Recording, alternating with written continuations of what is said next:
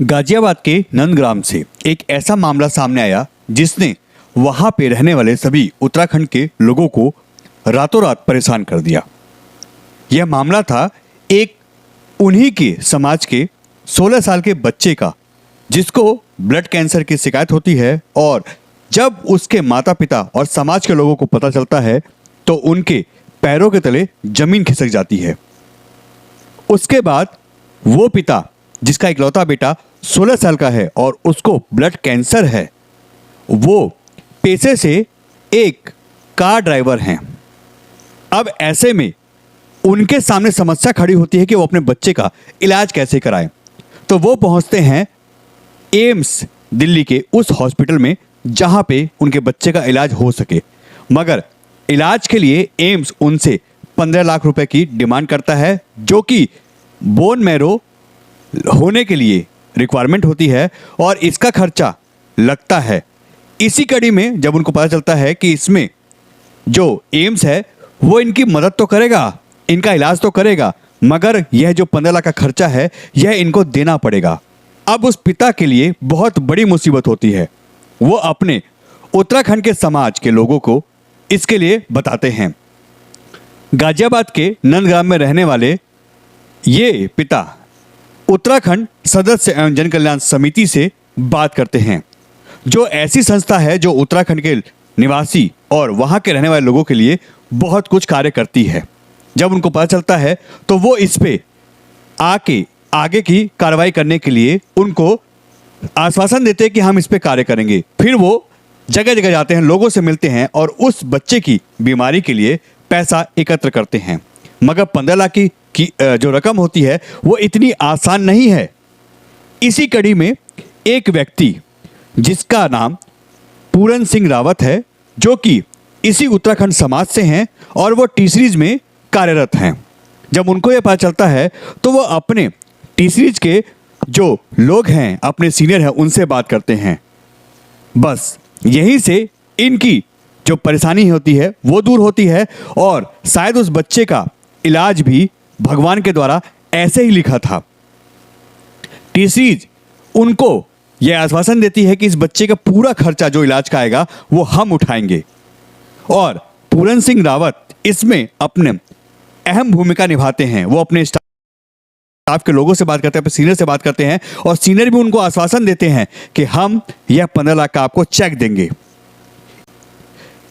यह उत्तराखंड की जो समिति है यानी उत्तरांचल सदस्य एवं जन कल्याण समिति, यह नंदग्राम में कार्यरत है और यह लगातार अपने समाज के लोगों के लिए कार्य करती है। जब यह कार्य भी उनके द्वारा होता है तो पूरन सिंह रावत जी को बुला के उनका सम्मान किया जाता है। और हो भी क्यों ना, ऐसे ही लोग तो होते हैं जो किसी मुसीबत में काम आते हैं। यही कड़ी होती हैं जो किसी परेशान व्यक्ति को उस समय सहारा देती हैं जब सारे रास्ते बंद हो जाते हैं।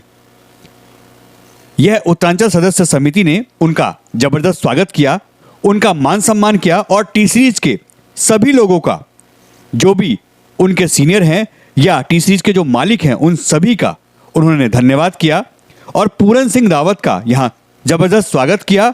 और इसी कड़ी में उन्होंने इनके ही द्वारा टी सीरीज के सभी लोगों का एक तरीके से सम्मान किया, क्योंकि टी सीरीज अगर आज नहीं होती, उन्होंने ये हेल्प नहीं की होती, तो इस बच्चे के लिए बहुत बड़ी मुसीबत बन जाती।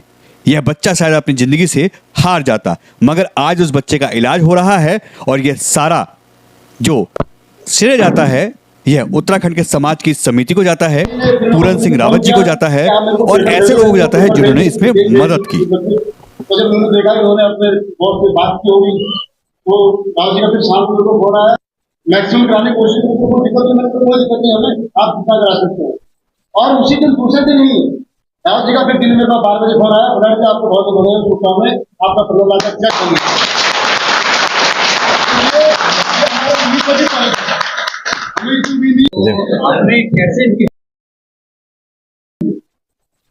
मैं सर टी सीरीज ग्रुप में नौकरी कर सर्विस करता हूँ।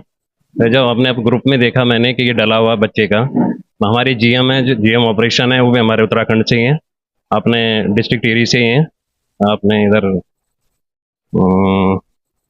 मैंने उनसे बात करी, उन्होंने कहा ठीक है मैं आगे बात करता हूँ। उन्होंने जो हमारे ओनर्स हैं मिसेस गुलशन कुमार दुआ, वो मुंबई बैठती हैं, उन्होंने उनसे बात करी। उसके बाद दूसरे दिन हमें रिस्पांस मिला कि ठीक है, हम इस बच्चे की हेल्प करेंगे। फिर हमारी कंपनी ने जो है इस बच्चे की 15 लाख रुपए का जो पूरा एम्स का दिया था, जितना भी एस्टिमेट दिया था, वो एस्टिमेट उन्होंने प्रोवाइड करवा दिया। मैंने फिर फुलारा जी से संपर्क करके उनको चेक करवा दिया। कितने टाइम में ये अरेंजमेंट हो गया था, कंपनी कितना सपोर्ट किया, पूरा अमाउंट पूरा जितना एस्टिमेट दे रखा था एम्स वालों ने, उतना हमने पूरा सपोर्ट कर दिया कंपनी ने। तीसरे 2-3 दिन में हमारे जो जीएम ऑपरेशन है, देवप्रयाग साइड से ही हैं, देहरादून के रहने वाले, देहरादून रहते हुए ऐसे वीर सिंह जी हैं जीएम ऑपरेशन, जो हमारे एमडी के सेक्रेटरी भी हैं। उन्होंने मेरी पूरी हेल्प करी है। मैंने उनसे जाके बोला कि अपना उत्तराखंड का बच्चा है, 16 ईयर्स का है और बिल्कुल गरीब है। फिर पूरा उन्होंने जो जो रिक्वायरमेंट बनती है, हमारे ट्रस्ट के गुलशन कुमार चैरिटेबल ट्रस्ट बना रखा है टीचरी जी का, गुलशन कुमार जी के नाम से, तो उन्होंने पूरी हेल्प कर दी। 2-3 दिन में हमारा पूरा जो है पेमेंट करवा दी। एक समाज के नाते उत्तराखंड के समाज जो आपका सम्मान कर रहा है जी तो कैसे देखते हैं, और अपने आज मैं जो आप लोगों ने किया है जी बहुत बढ़िया। हमारी जो ऑर्गेनाइज पूरी जो ट्रस्ट, हमारा जो संस्था है पूरी, इन्होंने पूरा वो कर रखा था। तो मुझे भी अच्छी खुशी हुई कि जो मुझे करने का मौका मिला। मेरा सौभाग्य था कि मैं टी सीरीज में नौकरी करता हूँ और अपने समाज के लिए मैं कर सकूँ। इससे बड़ा मेरे लिए कोई हुई नहीं है सर। धन्यवाद। अब बच्चों को जो है वो दुआ की जरूरत है। दुआ की जरूरत है। मैं तो पूरे समाज से कह रहा हूँ कि दुआ करें, उस बच्चा जल्दी से जल्दी ठीक हो जाए, रिकवर हो जाए। यही हमारी दुआ। Thank you sir. मैं क्या बताऊं, मुझे तो खुशी के मारे मेरे आंखों में आंसू आ गए थे जब मुझे पता लगा कि ये पूरा पैसा हमें टी सीरीज 15 लाख रुपए दे रही है।